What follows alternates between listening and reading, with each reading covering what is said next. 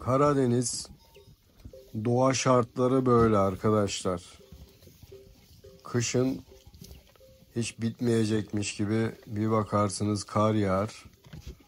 Bir anda güneş açar. Arkasından seller götürür. Doğası çok serttir arkadaşlar. Karadeniz'de olanlar bunu çok iyi bilirler.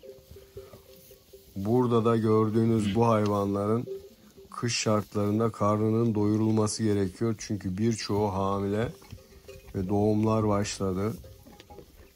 Gerçekten hava çok sert. İnsanı da merttir arkadaşlar.